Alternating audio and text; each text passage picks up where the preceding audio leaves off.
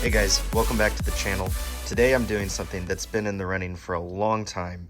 I've got the MPower Chase ORV light. So this will attach around the center high mount stoplight on the rear of the cab. It's got a couple cool features. The lights on the side will either shine white or amber, and the amber can be a constant burn or a strobe. So what I'm gonna do first is take a look at the wiring harness that comes with this kit and see what I have to do to run switches to use all three light modes, because it sounds like under a normal install with the harness they give you, you have to pick either the amber constant or the amber strobe function. So I want to get all three to work, so let's get it open and see what we can find out. Okay, so after looking at this harness, this is the plug that goes to the extension that runs power up to the dash. On the back side of the light, there's a red wire and a white wire. The red one is labeled amber or flashing amber. The white one is labeled steady amber. It seems that if I run a relay to toggle between which one of these gets power from this white wire, maybe I need to find a relay that can toggle between sending it to either this one or this one. Time to do some research. Okay, so I did some testing to figure out if I needed a relay to make my idea work to either switch between steady amber or flashing amber. And here's what I found out.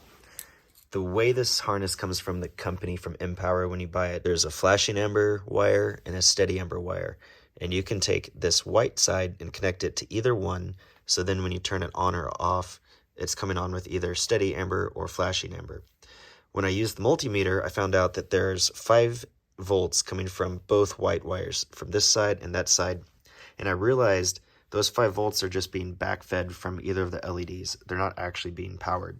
So what is carrying 12 volts is this red wire that says flashing. So the red flashing one, if you apply that 12 volts to either side of these white wires, it makes it flash.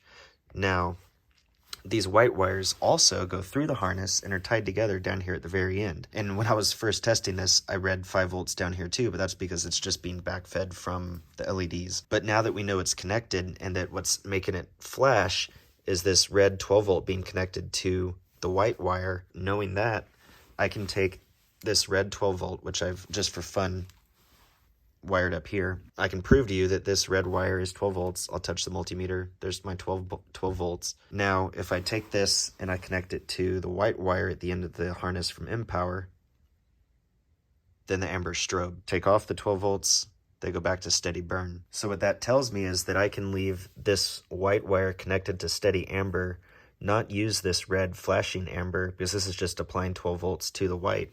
I'll leave these connected, and I can use this white as my signal wire to send a 12 volt signal up to make the lights strobe.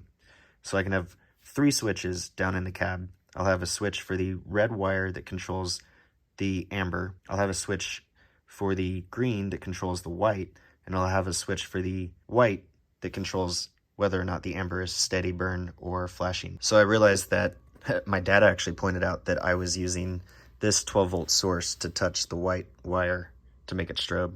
But just to prove the point, we can connect this to the battery and then touch the white wire. Okay, so 12 volts from the battery directly to the white wire makes the ambers strobe. Disconnecting it here makes them burn steady. So that's how I'll switch the flash pattern. So everything is a lot simpler. Just run the harness and have 3 switches for this end to control all the functionality of the light. So that's actually pretty cool. I don't know why they don't say that in their installation video. So what part of that you have to take off? Oh yeah, the whole thing comes off. So we used a T20 to remove the 4 screws across the top. Now we're going to pop off that whole housing. All right, so after removing the 4 T20 bolts, screws, this just pulls straight off. I gave it a little bit of a wiggle. It was kind of suction cupped on there is what it felt like. And then unplugged those 2 plugs. You have to push right here like that and then pull out. And then this one, similar, you push the back and it opens the little clip so you can pull it off. So every project gets interrupted with a fire truck, a father, an ambulance, EMS SUV, joy. All right, so I'll give you a quick update on where we're at. So we got the harness from the MPower light, that's this one, and we routed it through the same hole that the factory harness comes out of and have it go through here, down behind the plastic where the C-pillar plastic is. Now, to get it through there, we started on this side and stuck fish tape up over to here, taped the wire harness to the fish tape, and then pulled it back through. That was the easiest way to get it to come out the hole we wanted over here. So the next thing to do is to plug in these 3 harnesses, get the light screwed back on, and then we'll work on routing the wire inside the cab more. Okay, so that is screwed on now. I have one word of caution. The MPower kit comes with 4 screws. So when you are assembling everything, when you're putting the MPower on, you put it on first and you use the 4 factory screws to screw it into the truck. Then you put the OEM lamp on and you use the 4 provided screws from the kit to attach it to the MPower. At first I was just using the factory screws to try to go all the way through, but they're not long enough. So you have to do it this way. And if I had realized that, would have saved me a little confusion. All right, it's day 2. Like any project, you never finish it on day 1. Now what I've done, as I talked to you about, I ran the wire from the harness down the C-column under the base of the cab. It's this little gray wire right here. And I did not have to take off the B-pillar panels. This gray wire is stiff enough. I just stuck it in here and pushed it, and it popped out on the other side.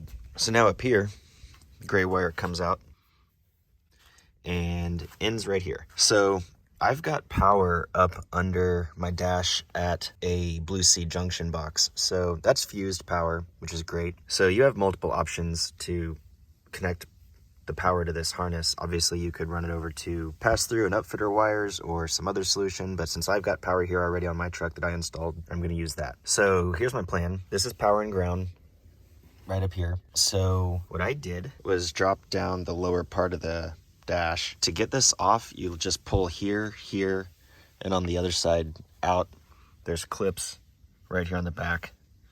It's pretty easy to pop this off, and then it just swivels down. I've got it propped up, so it would lower down more. So the way I've planned this is I bought 3 switches that are nice backlit sticky switches. So these will be on when you push them up, and they power your accessory. The backlight turns on. When you push them down, the backlight turns off and your accessory turns off. These are rated for 10 amps, which is plenty to power my lights, so I don't need any relays. I can just use these directly to power the MPower lights. So I've got 3 of these. This is the white light, this is the amber light, and this is the switch. When off, the amber light is steady. When on, the amber light is flashing. So those 3, I'll peel off the sticky backs on these switches, and I'll stick them here. I had 3 switches here before. I need to finish cleaning this off and prepare the surface, but I'll stick these new ones on. I pulled the old ones off because they weren't backlit. I wanted backlit switches. That way at night it's easy to see when they're on. It's real easy to run your wires behind the dash, pull them out right through here, and then put these sticky things right here. There's enough give on the plastic right here that your wires can come out around this little lip, and it works no problem. I went ahead and tested everything, made sure I had the right size fuses, got everything just alligator clipped to make sure that it all worked.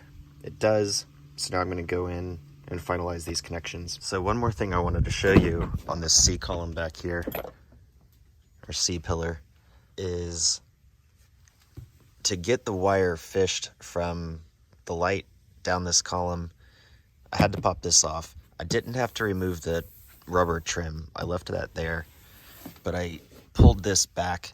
I kind of started here in the middle actually, and then worked my way up and then down. There's little clips along the sides that just pop straight that way. So you just pull and it comes off. The one at the top took quite a bit of force to pull out, and we found the best way to remove it was to kind of wiggle it back and forth and pop it off. So don't be surprised if it takes quite a bit of force. And then I popped it off down to here, and then the last piece here, I didn't completely pop it off because it hits the plastic, but I just loosened it enough to where I could get the wire down. And then here, this piece just pops straight up. One thing I forgot to do was install the anti-rattle foam around the harness up here behind where the light's screwed in. So hopefully that doesn't make any noise when I'm driving, but make sure you do that.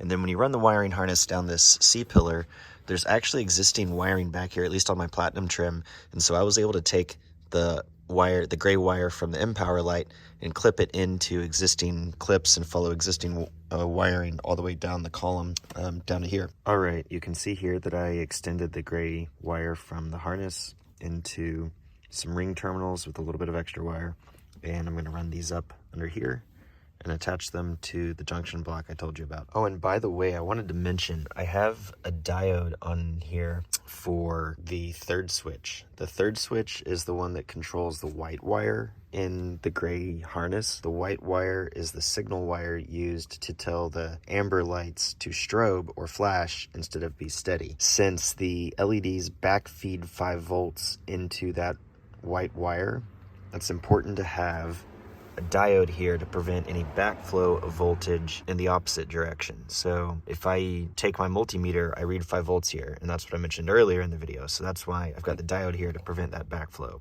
It's a one-way diode, so that means that when I apply 12 volts here via my switch, 12 volts travels along here and will send 12 volts down the white wire, making the amber light strobe, but it won't allow the 5 volt back-fed voltage to return when the switch is in the off position. So I just tucked the gray wire up underneath this panel. I didn't have to pop it off. It's loose enough. If you just slide it over to the side of the panel, you can just tuck it underneath the carpet and slide it, push your fingers under and slide it right back under that panel. And then it pops up right here above the carpet. Okay, the MPower ORV chase light install is complete. Here's what it looks like on the back side of the cab. It fits pretty flush. There's a little bit of gap over here on the side, but since the main hole is over here behind the OEM light, I don't think water over here is going to be a problem. But it looks good. As you know, I ran the wire down the C-pillar here under this little panel right here, pushed the wire through here, laid it under this panel, and then I popped it up under the carpet right here. And actually, I popped it up under the plastic, and then I just kind of tucked it under the carpet. Didn't have to remove this at all. As you know, I already have some fused power up here under the dash, so have it plugged in. I've got a bunch of switches for other things under here too, but basically connected the positive and negative, and then for my switch, I ran it behind this piece up to here. So I have a switch to turn the white lights on, a switch to turn the yellow lights on. This is constant yellow power, and then if I apply that 12 volt power to the signal wire we talked about, now the yellow lights will flash. So I'll show you what those different patterns look like here. Here's just the white lights. Now in the video, the refresh rate, it may look like they're flashing, but those white lights are just solid, steady white lights. And they do a real good job of lighting both to the left and the right of the vehicle as well. So now if we turn those off, and you cannot turn the yellow and the whites on at the same time. So it's either amber or white. You can't do both. So here's steady amber. Again, that's steady. It's not actually flashing. It just looks that way in the video. And then if you apply 12 volt power to the signal wire, you can see the chase lights are now strobing. By the way, I love these switches I grabbed on Amazon because they have a ground in them and a backlit LED, so I can see when they're on in the dark. Also, I like the way they're oriented because on is up and off is down, which makes sense for the orientation of the way I've got them stuck here in the truck. And they have little sticky backs you peel off, and they stick great to the plastic that's right there. And there's nothing there on a platinum trim truck. It's a great spot to put your 3 switches. Right now, the white center high OEM lights are on. Okay, this next test, I am turning on the reverse lights.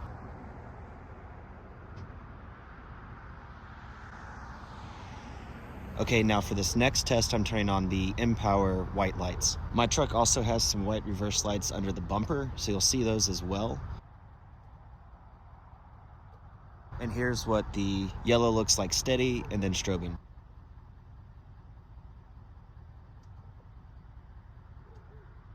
Okay, now I want to show you how much light these MPower lights throw off to the side of the truck. So I'm sitting here in the cab, and I'm looking towards the rear of the vehicle, and when I turn on the white lights, it shines all the way over here to the side.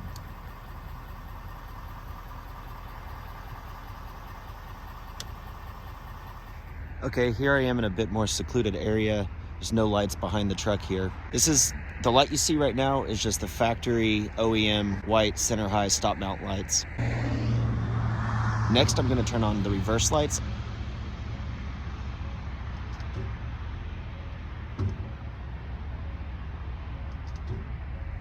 Next, I'm going to turn on the white MPower lights, which include my white reverse lights also that are on the truck.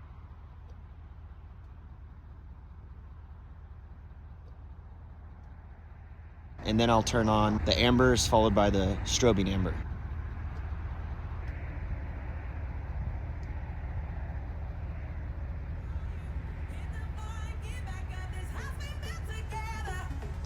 All right, here's a little fun. Here's what the truck looks like from the back with all those different light modes.